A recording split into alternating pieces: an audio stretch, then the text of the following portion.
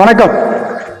ஸ்ரீ விஷ்ணுமாயா அருள்வாக்குப்பிடம், திருப்பூர் மாவட்டம் பல்லடம் மற்றும் கிருஷ்ணகிரி மாவட்டம் ஓசூர். அங்கிருந்து குருஜி சுவாமிராஜ் பேசுறேன்.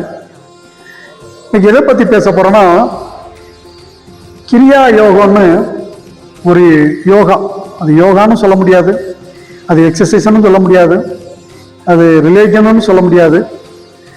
நம்ம மூச்சினால தெய்வத்தை அடையிற ஒரு பயிற்சி. எல்லாரும் மூச்சு விடுறோம், அது நார்மல். எல்லாருக்கும் எத்தனை பேர் மூச்சை கரெக்டா விடுறாங்க? மூச்சு என்ன சொல்றாங்க, குறைஞ்சது ஒரு நாளைக்கு 27 தடவை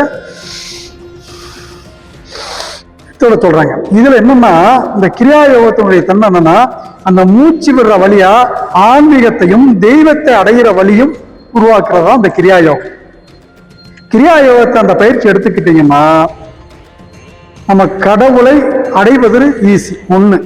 ரெண்டாவது, நம்ம செய்யற தொழில தெளிவா செய்யலாம்.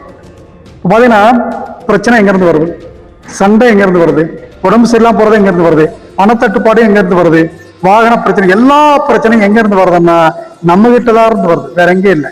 நம்ம எங்கோ தப்பா செய்யறதுனால வர்றதுதான் இந்த பிரச்சனைகள் எல்லாம்.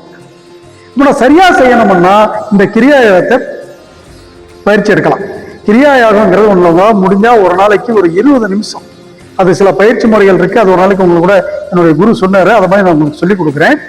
மூச்சை மட்டும் விடுங்க. மேலே இந்த மூச்சு விட்டாலே போதும், பாதி சீக்கு அதுல போயிடும். நல்லா மூச்சு உள்ள விட்டு இழுத்து விடுங்க, அதே பாதி சீக்கு போயிடும்.